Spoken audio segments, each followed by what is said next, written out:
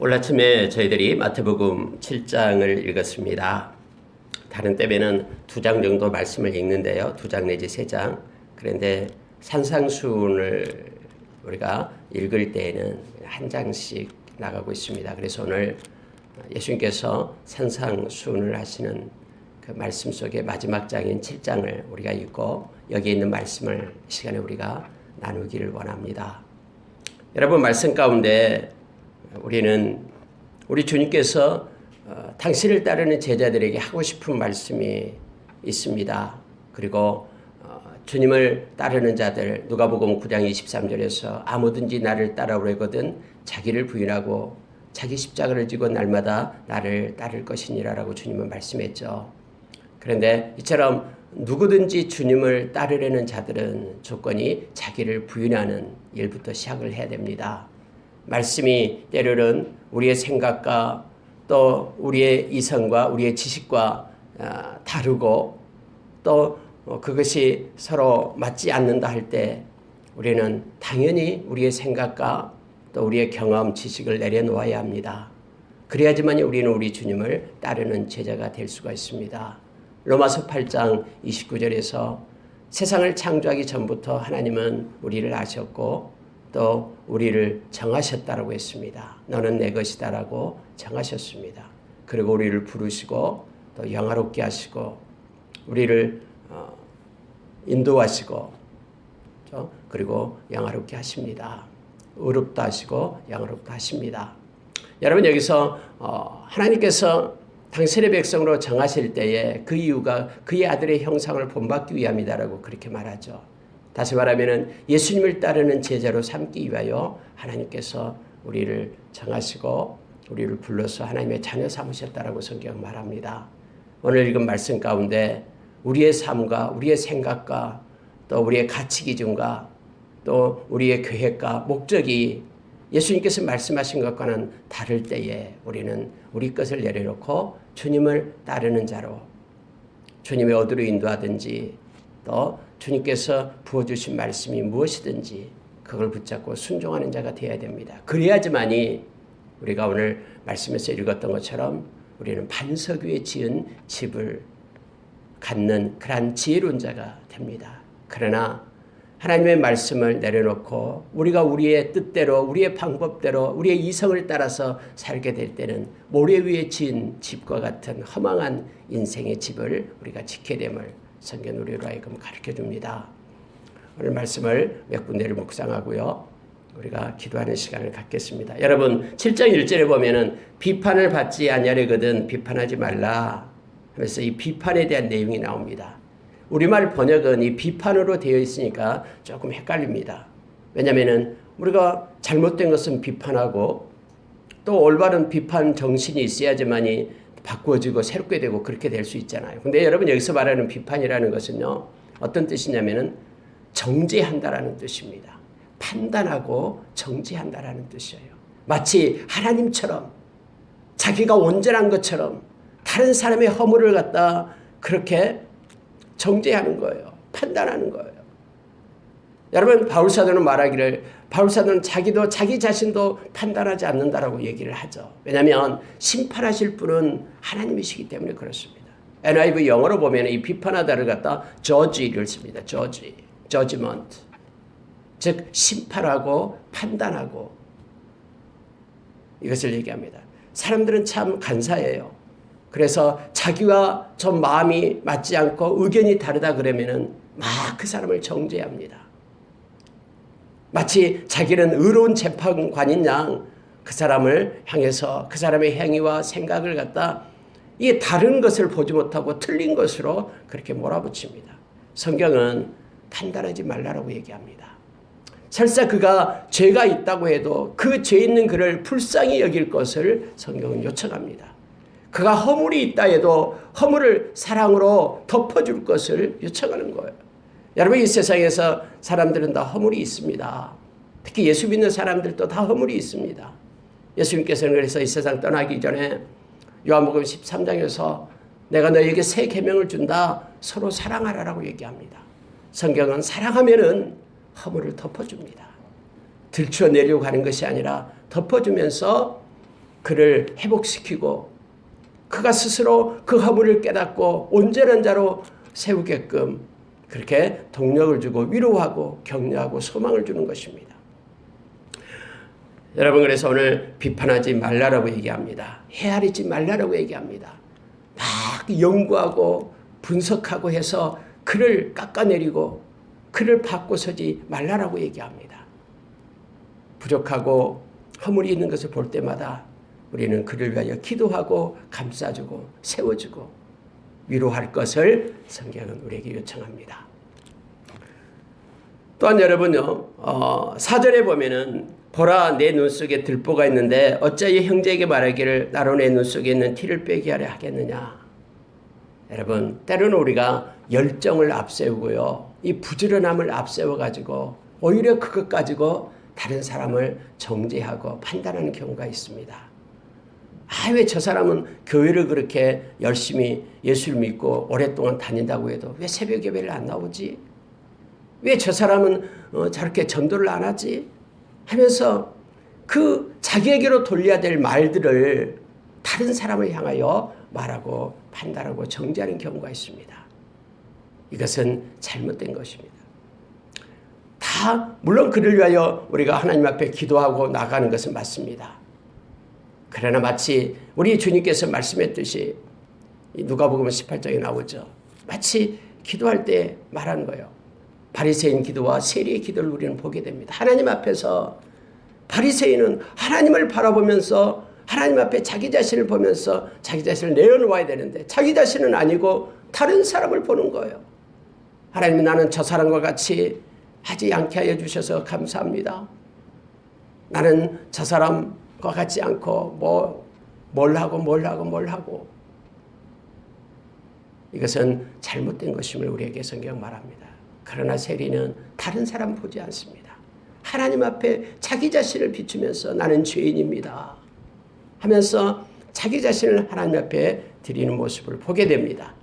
여러분, 오늘 주님께서는 내 눈 속에 들보가 있는데 어찌하여 형제의 눈 속에 티를 빼려는 열정을 내느냐라고 말하는 거예요. 왜 티를 빼려고 막 열정을 내고 부지런히 그렇게 안달하면서 그러한 일을 하느냐라고 말합니다. 우리가 주님 앞에 섰을 때에 말씀으로 자기 자신을 비춰야 됩니다. 우리가 때로는 이런 착각 속에 있습니다. 하나님 말씀 들을 때 저 말씀은 내가 아니라 우리 남편이 들어야 되고 누가 들어야 된다라고 이렇게 말합니다. 그렇지 않습니다. 언제나 말씀은 우리 자신을 향하고 있습니다. 그래서 우리가 늘 겸손하게 하나님의 말씀 앞에 자기 자신을 비추고요, 비교하지 말고 판단하지 말고 해야 됨을 성경 말합니다. 들보가 있다고 얘기합니다. 이 들보와 티를 비교하는데요, 들보는 큰 통나무를 얘기한다면 이 티는 이 톱밥이 있죠. 톱밥. 이 작은 톱밥을 얘기하는 거예요. 우리가 이 세상 살아갈 때 남을 나보다 낮게 여기는 마음을 가져야 됩니다. 이것이 겸손입니다. 또 그 사람이 아무리 어리든 나이가 많든 그 사람이 가난하든 부유하든 그 사람이 지식이 있든 없든 모든 것 그가 예수 그리스도를 믿는 이들이라면 그를 존중하고 그를 높여야 됩니다. 왜냐하면 우리 주님께서 너무너무나 그 사람이 소중해서 당신의 생명을 주어 바꿔서 산 소중하고 존귀한 존재이기 때문에 그렇습니다. 그리고 우리는 하나님의 나라의 가족으로서 영원히 함께 살아야 될 형제고 자매이기 때문에 그렇습니다. 여러분, 이 말씀을 다시 보면서요, 성경은 이렇게 말합니다. 만약에 그렇게 할 때 외식하는 자라라고 얘기합니다. 하이포크러시. 외식을 얘기합니다. 우리 주님이 그토록 싫어했던 그 외식을 다시 여기에서 말하는 거예요. 그래서 여러분, 우리가 열정보다도요, 방향이 더 앞서고요, 막 힘을 얻고 뭔가를 하는 것보다도 내 자신을 하나님 앞에 드러내고 뒤돌아보는 것이 우선입니다. 외식하는 자여 먼저 내 눈 속에 들보를 빼어라. 그 후에야 밝히 보고 형제의 눈 속에서 티를 빼리라 라고 말하죠. 자기에게 있는 것을 먼저 보라라고 얘기합니다. 만약에 그거 보지 않고 형제의 것만 바라보면서 막 그렇게 열정을 내어 일을 하게 된다 그러면 이것을 하나님은, 우리 주님은 외식하는 자라고 얘기합니다.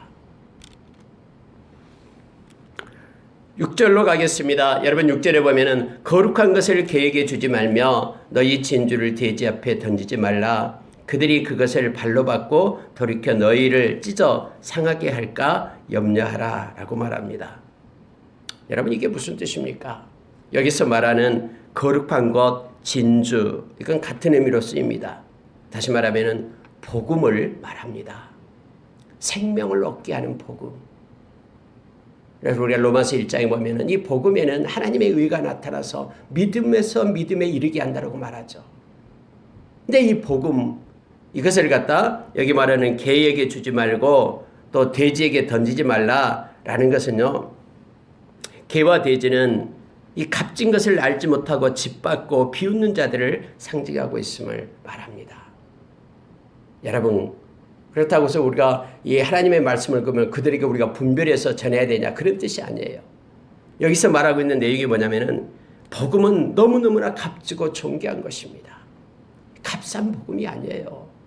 우리에게 온 이 복음은요, 너무너무나 존귀하고 소중한 복음입니다. 생명 얻는 역사를 일으키고요, 우리 주님께서 핏값으로 우리에게 준 그 좋은 소식, 우리 주님을 믿어야지만이 영원한 생명을 얻는, 십자가에서 우리의 죄가 다 사해졌다는 죄사함의 그 은혜를 갖다 전하고요, 우리 주님으로 인하여 우리가 하나님의 자녀가 되고 또 영원한 생명을 얻었다라는 것을 전하는 것이죠. 이게 복음이잖아요.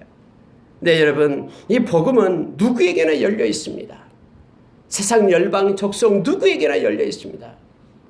그렇지만은 그것이 값싸거나 아니면 함부로 취급해야 될 그런 내용이 아니다라는 거 우리는 너무나 잘 압니다. 먼저 우리가 하나님의 이 말씀을 존귀히 여기고 우리가 이 말씀을 소중히 여기면서 우리가 얻은 이 구원은 너무너무나 소중하고 값싼 것, 우리 주님의 생명을 주고 우리가 다시 생명을 얻은 존귀한 것임을 기억해야 됩니다. 아무에게나 그렇게 여기서 말하는 그 밟고 찢고 상해서 버릴 그런 것이 아니다라는 걸 우리가 기억해야 됩니다.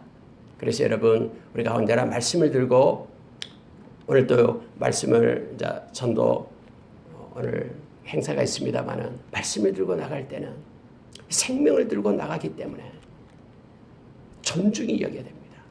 그리고 그것을 이제 여기서 말하는 개나 돼지들이 나오고 있죠. 그들을 상징적으로 말하는 것은 하나님의 말씀을 밟고 돌이키며 찢고 상하게 하는 것. 이것을 볼 때마다 우리는 가슴 아파하면서 그들을 위하여 기도하며 나가기를 원합니다. 나 예수 믿으면 구원받기 때문에 예수님 믿는 것이 값싼 구원으로 착각하면 안 됩니다. 막 몇 년 동안 돌을 닦아야지만 생명을 얻고 그것이 진짜라고 생각하는, 착각하는 그러한 사람들이 있습니다. 거룩한 것입니다. 그리고 우리는 진주를 가진 자입니다. 예수님께서는 진주를 발견한 장사에 대해서 우리에게 말씀을 합니다. 다음에 13장 이하에서 그렇게 우리에게 가르쳐주죠. 자기의 모든 것을 다 팔아서 살 만큼 존귀하고 귀한 것이 이 진주, 복음입니다. 보화를 발견하게 됩니다. 자기의 모든 가산을 다 팔아서 그 밭을 삽니다. 보화가 있는 밭.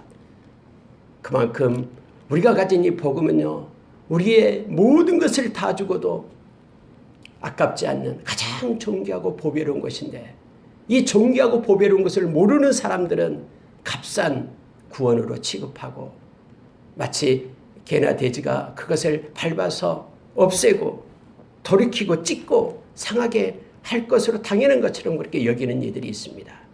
우리는 그런 것을 보면서 마음 아파하면서 그들을 위하여 기도하면서 복음의 가치를 우리가 알 때마다 더 우리는 그 구령의 열정에 붙잡혀서 하나님의 말씀을 생명을 흘려보내는 통로로 우리가 설 수가 있음을 알게 합니다. 6절을 묵상하면은 너무너무 우리가 가진 이 복음이 존귀하고 보배롭다라는 것을 다시 한번 깨닫게 합니다. 여러분 7절 이하에서는요. 기도에 대한 내용입니다. 우리가 잘 아는 말씀 7장 7절 보십시오. 구하라 그리하면 너에게 주실 것이요 찾으라 그리하면 찾아낼 것이요 문을 두드리라 그리하면 너에게 열릴 것이니 구하는 이마다 받을 것이요 찾는 이가 찾아낼 것이요 두드리는 이에게 열릴 것이니라 하면서 하나님 앞에 구하고 찾고 두드릴 것을 요청을 합니다.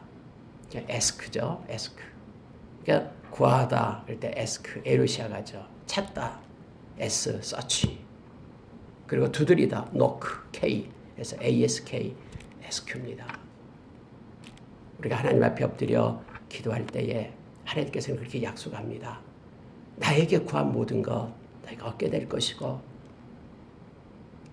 기도하면서 찾고 두드리고 시도하고 했던 모든 것들을 나로부터 얻게 될 것이다 라고 말합니다. 그러면서 하나님은 약속해 주는 것이 있습니다. 너희가 아무리 약한 자라도 자식에게 좋은 것을 줄 줄 알거든. 하물며 하늘에 계신 너희 아버지께 구하는 자에게 좋은 것을 주시지 않겠느냐. 여기서 중요한 게 있습니다. 하나님께서는요, 우리가 구하는 것, 우리가 찾는 것, 우리가 두드리고 시도하는 것, 그걸 다 주겠다라는 약속이 아닙니다. 여기서 말하는 것은 하나님께서 좋은 것을 주시겠다라고 약속합니다. 그래서 여러분, 우리가 구한 것보다도 하나님이 주신 것은 그것보다도 더 좋은 것입니다. 우리가 하나님 앞에서 찾고 두드리고 막 애쓰고 몸부림치고 간구하고 했던 그 모든 것보다도 하나님이 허락한 것은 더 존귀하고 더 좋은 것으로 하나님이 허락하십니다. 왜냐하면 하나님은 알고 계시기 때문에요. 우리를 지으시고 우리를 만드신 분은 우리가 뭐가 필요한지 우리가 구한 것보다도 더 좋은 것이 무엇인지를 알고 계신 분이기 때문에 그분은 우리의 창조자이기 때문에 그렇습니다. 그래서 때로는 우리가 구한 것을 하나님이 주지 않을 수도 있습니다. 왜냐하면 그거 줬다가는 우리에게 유익하지 않기 때문에요. 그래서 여러분, 우리가 하나님 앞에 구할 때에 하나님이 주신 마음이 중요합니다. 계속해서 우리가 간구하고 나갈 때에 우리 주님께서는 하나님이 깨우쳐 줄 때까지 그걸 기도하라고 말하죠. 우리가 누가복음 18장에서 계속해서 기도할 것을, 믿음을 가지고 기도할 것을 우리에게 요청하고 있잖아요. 예수님 그렇게 가르쳐 주잖아요. 불의한 재판관에 나가는 가부의 비유에서 말입니다. 근데 중요한 것은요, 하나님이 허락한 것은 좋은 것입니다. 그래서 우리가 만족하며 나갑니다. 누가복음 11장 13절에서는 똑같은 이 말씀을 가지고 하나님이 너희에게 성령을 주시지 않겠느냐라고 말합니다. 성령을 주셔서 하나님께서는 우리로 하여금 깨닫게 하십니다. 인도하게 하십니다. 여러분, 성령님은요, 우리를 진리 가운데로 인도하시는 거예요. 성령님이 아니면은 우리는 말씀도 깨달을 수가 없고 하나님의 사랑도 느낄 수 없고요, 열정을 가질 수도 없습니다. 그 성령님을 우리에게 풍성히 주셔가지고 하나님은 우리로 하여금 깨닫게 하시고 알게 하시고 하나님의 마음과 뜻을 알게 하시고 인도하심을 알게 합니다. 성령님께서 우리에게 충만함으로 우리에게 역사하십니다. 그래서 바울사들은 고린도전서 2장 4절에서 우리는 우리의 지혜로 하지 않고 우리의 능력으로 하지 않고 성령의 나타나심과 성령의 능력으로 행한다라고 말합니다. 이것이 하나님이 주신 은혜고 좋은 것으로 우리에게 허락해 주신 모습임을 성경은 가르쳐 줍니다. 우리가 사도행전 1장 8절에서 우리에게 성령이 임하면 우리가 권능을 받죠. 성령의 권세가 우리에게 입혀져야지만이 우리는 예루살렘과 온 유대와 사마리아 땅 끝까지 이르러 증인이 된다고 얘기합니다. 여러분, 예수의 증인으로 서는 것은요, 생명의 말씀이 흘러가는 통로로 선다는 것은 성령의 권능을 입지 않고서는 주어지지 않습니다. 그리스도의 향기가 되고 편지가 되는 것은 성령께서 우리 가운데 권세를 입혀주시고 성령이 인도하실 때 가능합니다. 우리로 하여금 예수의 증인, 생명의 통로가 되게끔 성령이 그렇게 하십니다. 로마서 5장 5절에서는 우리 안에 있는 이 성령께서 우리 가운데 하나님의 사랑을 부어준다고 얘기합니다. 그래서 성령의 활동하심이 우리 가운데 나타날 때 우리는 더 깊이 하나님의 사랑을 깨달아 알게 됩니다. 십자가의 그 사랑의 깊이와 높이 넓이와 길이를 깨닫게 하시는 분이 바로 성령님이셔요. 그래서 우리가 성령 충만하게 될 때 더 하나님을 사랑하고 열정을 가지고 나가게 됩니다. 에베소서 5장 18절 이하에서 성령 충만함을 받으라고 얘기하죠. 성령 충만함을 받을 때 우리에게는 지혜가 생깁니다. 뿐만 아니라 하나님께 감사할 수 있고 신령한 노래를 부를 수 있고 찬양과 경배를 드릴 수 있는 열정이 우리 가운데 생기게 됩니다. 성령께서 우리에게 임하실 때에, 충만함으로 임하실 때에, 성경은 요한복음 16장에서 성령께서 우리에게 죄에 대해서, 의에 대해서, 심판에 대해서 우리를 책망하신다고 말합니다. 그래서 우리가 하나님의 벽들을 회개할 수도 있고 회개의 영을 우리에게 주셨어요. 또 우리의 의를 버리고 하나님의 의를 따라서 이 세상에서 살 수도 있고요. 뿐만 아니라 우리가 이 땅에서 천년만년 살 것처럼 행하는 것이 아니라 심판을 바라보며 구령의 열정 속에 하나님의 사역을 감당할 수 있는 것도 성령께서 인도하심임을 우리에게 알게 합니다. 그래서 여러분, 기도하는 자에게는요, 우리가 유다서 1장 20절에서 너희는 성령으로 기도하라라고 19절 20절에서 말하죠. 성령으로 기도하라. 하나님께 구하고 하나님께 찾고 하나님께 두드리고 하나님께 나아가는 자는 성령의 인도하심과 기도를, 성령으로 기도함을 받게 됩니다. 에베소서 6장 18절에도 성령 안에서 기도하라라고 우리에게 가르쳐주죠. 성령은요, 고린도전서 2장에서 우리로 하여금 하나님의 뜻과 하나님의 마음을 우리 가운데 부어주기 때문에 그래요. 그러나 성령이 없는 사람은 하나님에 대해서 알지 못합니다. 성경은 우리에게 말씀해 주죠. 우리가 여러분 하나님 옆에 와서 기도할 때마다 우리는 성령의 충만을 구해야 되고요. 그럴 때 하나님이 좋은 것으로 성령으로 우리가 함께하면서 모든 필요와 모든 것들을 채우시는 하나님을 우리가 삶 가운데 만나고 목도하게 될 겁니다. 하나님의 사람은, 그래서 기도하는 사람은 성령의 기도를 해야 됨을 성경은 말해줍니다. 이것이 없다 그러면 우리는 간구밖에 할 수가 없습니다. 디모데전서 2장 1절에서 하나님 앞에 나와서 기도하는 이들은 간구와 기도와 도고와 감사를 드리라고 우리에게 말하죠. 성령 우리 가운데 충만히 임할 때에 우리는 하나님을 찬미하며 하나님께 영광을 돌립니다. 기도를 통해서요. 하나님의 그 광대하시고 위대하시고 그 존귀하신 그 주님을 향하여 우리는 경배의 찬양을 기도를 통해서 올리게 됩니다.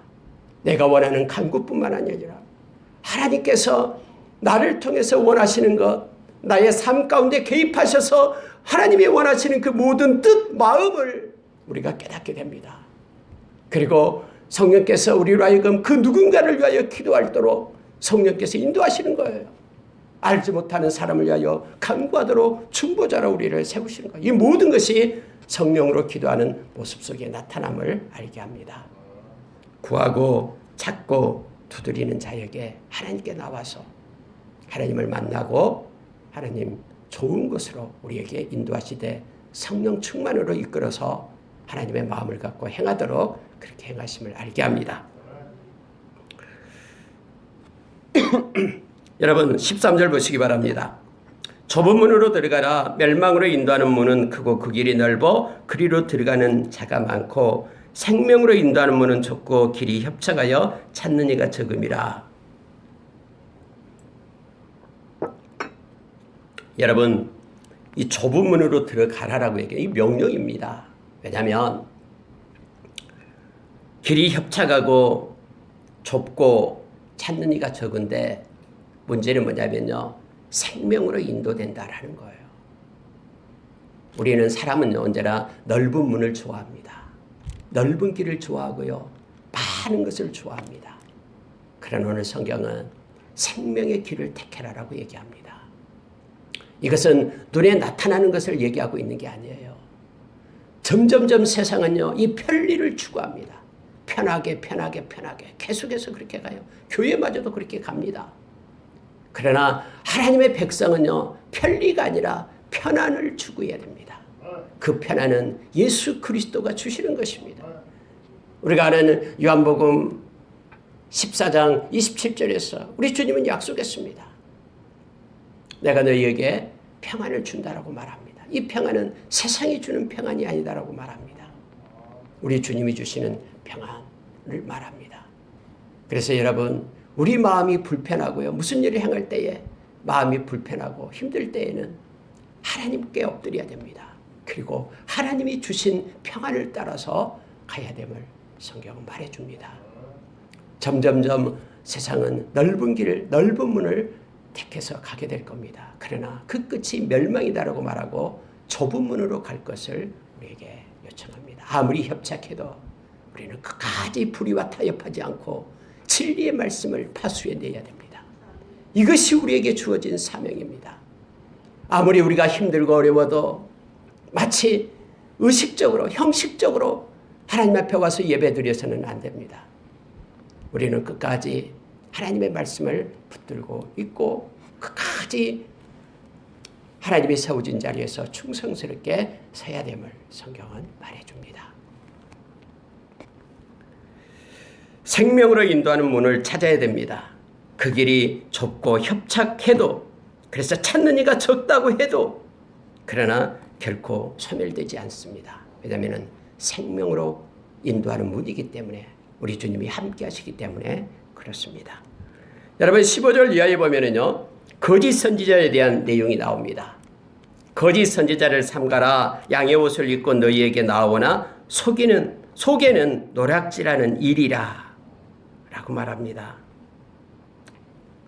여러분, 이 내용에 대해서는 너무나 성경에서 곳곳에서 말해주고 있죠. 예수님께서는 마태복음 24장에서 거짓 선지자, 적그리스도에 대해서 말을 합니다. 특히 마지막 때는 이러한 일들이 너무나 많습니다. 불법의 비밀들이 나타나게 됩니다. 요한계시록 13장에 보면은요, 하늘에서 불이 내려오게 하고요, 심지어 만들어 놓은 이 송아지를 통해서 막 말을 하게 하고, 이런 엄청난 기적과 이적을 베풀면서 많은 이들을 미혹하고 유혹합니다. 거짓 선지자들이에요. 중요한 것이 뭐냐면은 그 캐논, 하나님의 말씀이 있냐 없냐예요. 그래서 마지막 때는 말씀을 가진 자, 이 알레theia 진리를 가진 자가 세워지게 되고요, 넘어지지 않습니다. 왜냐하면 거짓 선지자, 거짓 교사들이 있기 때문에 그렇습니다. 여러분, 한 가지만 보고 가겠습니다. 사도행전 20장 한번 보시기 바랍니다. 사도행전 20장 28절 30절 보면은 바울 사도가 에베소 교회 장로들을 부르는 내용이 나옵니다. 그리고 이제 예루살렘으로 올라가기 전에 말을 하고 있죠.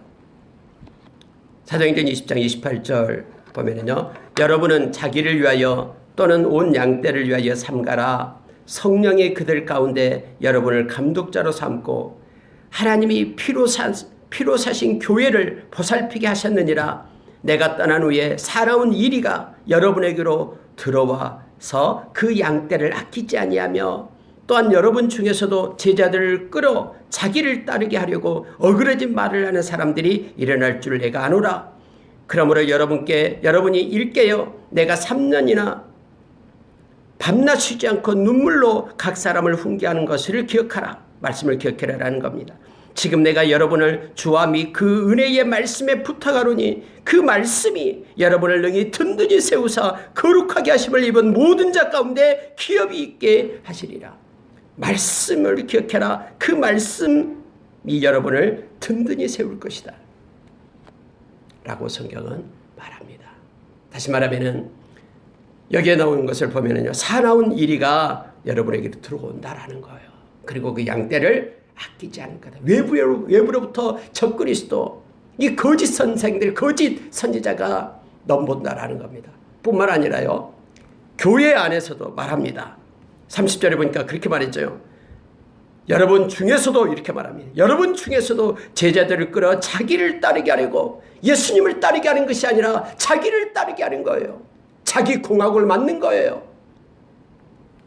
교회에서 어떤 사람이 카리스마를 가지고 막 얘기하고 있는 거죠. 그러나 만약에 우리가 말씀을 붙잡고 있지 않으면요, 마치 자기를 따르게 하는 거예요. 예수 그리스도의 제자가 되게 하는 것이 아니라 자기를 따르게 하고, 이와 같은 일이 있게 된다라는 것을 성경은 말합니다.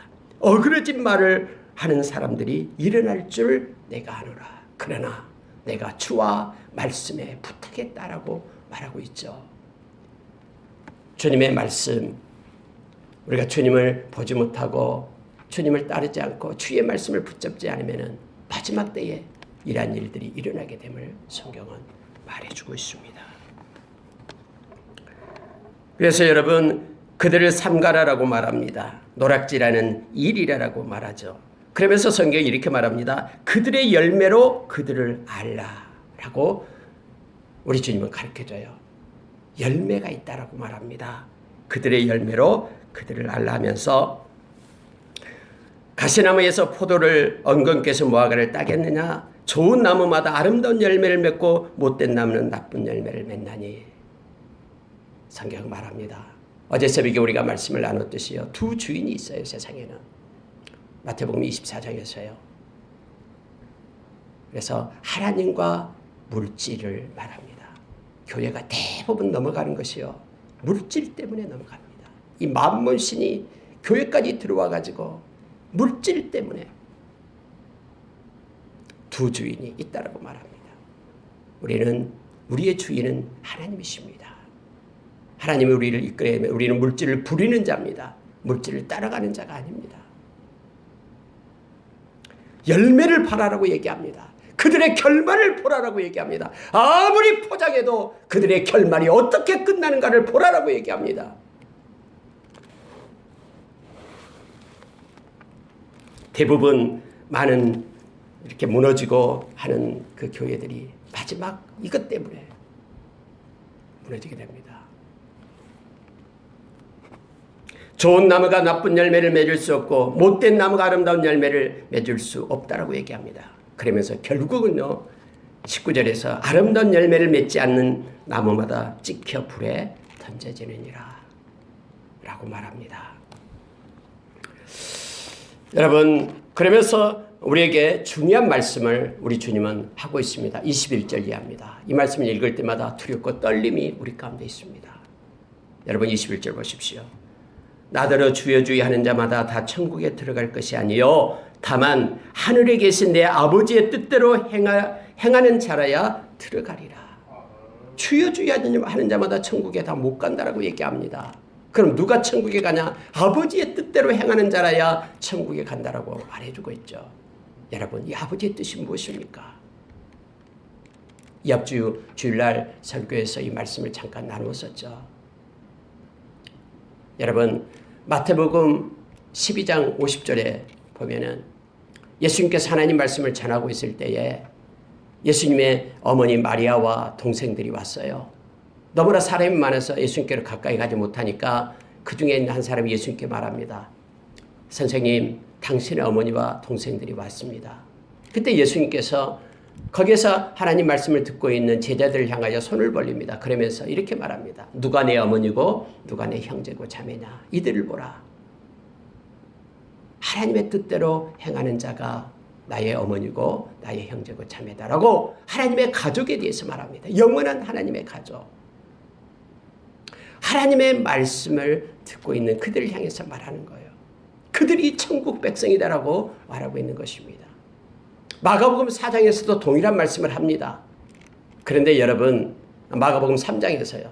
동일한 말씀을 합니다. 그런데 누가복음 8장에서는 똑같은 하나님의 뜻을 행하는 자라야 나의 어머니고 나의 형제다라고 말하는 것을 바꿉니다. 어떻게 바꾸냐면은 말씀을 듣고 지키는 자라야 나의 어머니고 나의 형제라고 얘기합니다.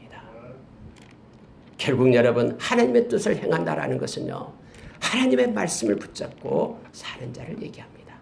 하나님 이 말씀을 붙잡고요, 말씀을 따라서 사는 것이 믿음이고 이것이 하나님의 뜻을 행하는 것이고요, 천국 백성임을 우리에게 가르쳐줍니다.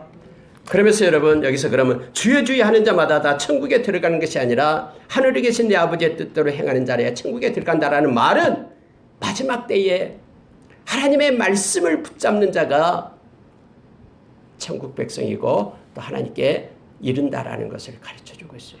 하나님의 말씀이 없으면요, 다 무너져 내립니다. 심지어 여러분 성경은 예수님께서 이렇게 말하고 있잖아요. 그날에 많은 사람이 나더러 이르되 주여 주여 우리가 그날에 라고 말합니다. 많은 사람이 말해요. 우리가 주의 이름으로 선지자 노릇하며 예수의 이름으로 선지자 노릇했다라고 얘기합니다. 선지자는 누굽니까? 하나님의 말씀을 백성들에게 전하는 자들 아닙니까? 주의 이름으로 귀신을 쫓아내며 권능을 행했다라고 얘기합니다. 예수의 이름으로 귀신을 쫓아내고 뿐만 아니라 주의 이름으로 많은 권능을 행하지 아니하였나이까? 내가 그 사람입니다. 그런데 왜 내가 천국에 들어갈 수 없습니까? 라고 지금 말한다라는 거예요. 그럴 때 예수님께서는 그때 내가 그들에게 밝히 말하되 내가 너희를 도무지 알지 못하니 불법을 행하는 자들아 내게서 떠나가라. 불법을 행하는 자들아 내게서 떠나가라. 불법이 뭡니까? 하나님의 법을 가지고 살지 않는 자를 얘기합니다. 에레미야서 31장 31절에서 33절에 새 언약 백성은 그의 마음에 나의 법을 주겠다라고 말씀했는데 하나님의 말씀을 가지고 행하지 않았다라는 거예요. 살지 않았다는 거예요. 결국은 하나님의 말씀을 붙잡지 않을 때는요 천국에 갈 수 없다라는 걸 우리에게 가르쳐줍니다. 뿐만 아니라 그들은 무너져 내리고 미혹받고 결국은 하나님을 떠나가게 됨을 알게 됩니다. 여러분 마태복음 25장에서 예수님께서는 열처녀 비유를 말씀하실 때에 그 지혜로운 5처녀와 어리석은 5처녀를 얘기하잖아요. 어리석은 5처녀는 막 신랑 오는 소리가 올 때까지. 근데 10명이 다 잠을 자요. 근데 문제는 뭐냐면 어리석은 자는 기름을 준비를 못 하잖아요. 그리고 기름을 사러 갑니다. 사러 와가지고 오니까 사가지고 오니까 문이 다 닫혀버렸네. 문을 두드려요. 열어달라고. 그때 신랑이 말을 합니다. 내가 너희를 알지 못하니 떠나가라라고 얘기합니다. 도무지 알지 못하니 주님과의 관계가 없는 자라는 것을 말합니다. 주님과의 관계가 없는 자예요. 이들이 비록 위에서는요 말씀을 합니다. 내가 선지자 노릇하고 귀신도 쫓아내고 많은 권능도 행했다라고 말하지만은 그들이 행하는 그것 가지고는 우리 주님과의 관계와는 상관이 없습니다. 내적인 관계를 얘기합니다. 알지 못하는 자라는 거예요. 불법을 행하는 자라고 말하고 있습니다. 여러분 예수님께서는 이렇게 말씀했습니다. 요한복음 14장 21절에서 23절에서 네가 나를 사랑하느냐? 나와 사랑의 관계가 있느냐? 그러면은 나의 말을 지켜야 된다 라고 말합니다. 말씀을 가지고 사는 자가 하나님을 사랑하는 자, 주님을 사랑하는 자. 주님이 너무 좋아서 우리가 너에게 가서 거처를 삼겠다. 내가 너에게 나타내리라.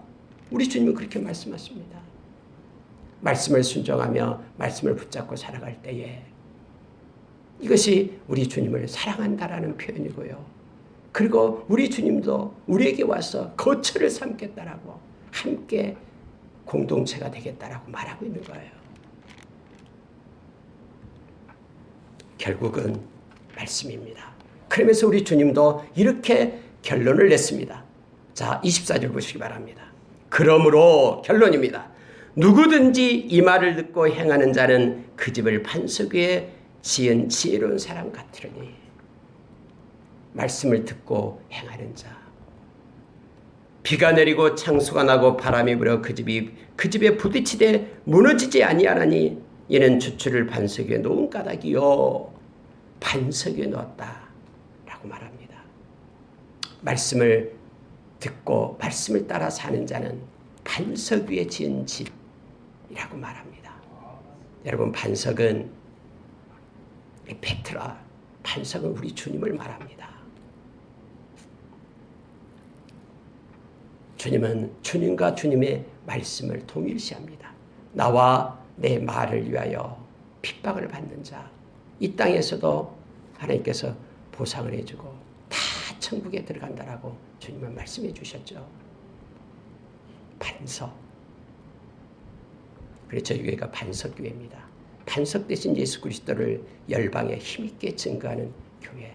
하나님은 그렇게 사용하실 줄 믿습니다. 뿐만 아니라 여러분 말을 듣고 행하지 아니하는 자는 즉 마음에 말씀을 두지 않고 불법을 행하는 것을 얘기합니다. 그들은 모래 위에 인생의 집을 지은 것과 똑같는데요. 비가 오고 바람이 불고 창수가 나면은 무너져 그 무너짐이 심하다라고 성경은 말합니다. 비가 오지 않고 바람이 불지 않고 창수가 나지 않을 때는 똑같아요. 모래 위에 지은 집이나 반석 위에 지은 집이나. 그런데요, 반드시 비가 오고 바람이 붑니다. 왜냐하면 하나님께서는 구별하시고 공의의 하나님이 판단하시기 때문에 그렇습니다. 그래서 우리가 고난이 올 때마다 고난이 오면 알아요. 우리가 어떻게 살았는가를 알게 됩니다. 믿음이 없는 사람은 떠나가게 됩니다. 그 고난 때문에요. 마치 여러분 씨 뿌리는 비유에서 우리가 돌밭에 뿌려진 씨는요, 외부의 고난이 올 때 그는 말씀을 버리고 떠나게 되는 자를 얘기합니다. 환난이 오고 핍박이 오고 시련이 올 때를 성경은 말해주고 있죠. 뿐만 아니라 가시떨기에 떨어졌던 그 씨는 내적인 것을 얘기합니다.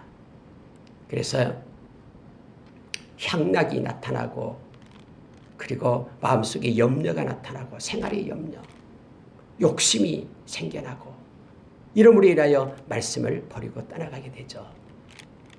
좋은 밭에 떨어진 씨는 말씀을 듣고 다 말씀입니다. 말씀을 듣는다, 받는다라는 뜻이에요. 그래서 마음의 말씀을 가지고 살아가는 자를 얘기합니다. 그는 지킨다라고 얘기하죠. 지키고 외부의 세력으로부터 환난과 핍박으로부터 말씀을 지켜냅니다. 그리고 인내하여 결실한다라고 얘기합니다. 인내한다라는 것은 내적인 것, 욕심, 또 쾌락, 향락, 생활의 염려, 또 물질의 유혹, 이 모든 것부터 말씀을 지켜내는 거예요. 그리고 끝까지 말씀을 붙잡고 살아가는 거예요. 그래서 결실을 한다라고 말합니다. 여러분, 결국 예수님께서 산상수훈으로 마지막으로 끝내는 내용이 뭐냐 그러면은 말씀을 따르는 자들, 말씀을 가지고 사는 자들이 되어라 라는 것을 우리에게 가르쳐 줍니다. 그래야지 우리의 믿음이 지켜지고 하나님의 백성으로, 천국 백성으로 끝까지 설 수 있음을, 이것이 좁은 문으로 들어가고 생명으로 연결되는 길임을 우리에게 가르쳐 줍니다. 말씀을 마치겠습니다. 오늘까지 해서 산상수훈을 하고요. 다음 주에는 이제 8장, 9장 이렇게 해서 계속해서 연결해서 가도록 하겠습니다. 오늘 말씀의 핵심은 비판하지 말라. 허물된 사람들 판단하지 말 것을 우리에게 요청하고 오히려 기도하며 나갈 것을 말합니다. 그리고 하나님 앞에 기도하고 찾고 구하고 찾고 두드리는 것, 그리고 성령의 인도함을 받는 성령의 기도를 하는 자로 우리가 세워지기를, 주님은 좋은 것을 우리에게 주시는 분임을 우리가 기억하며 늘 기도하는 자 되기를 원합니다. 그리고 결국 하나님의 말씀을 붙잡고 가는데요, 거짓 선지자, 거짓 교사들이 늘 있습니다. 외부로부터 또는 내적으로 그렇게 생겨납니다. 말씀을 붙잡지 않으면 넘어집니다. 그리고 말씀을 붙잡지 않으면 우리는 천국에 들어갈 수도 없습니다. 형식적인 신앙생활을 하다가 끝납니다. 말씀으로 살아가고 승리할 것을 요청합니다. 함께 기도하겠습니다.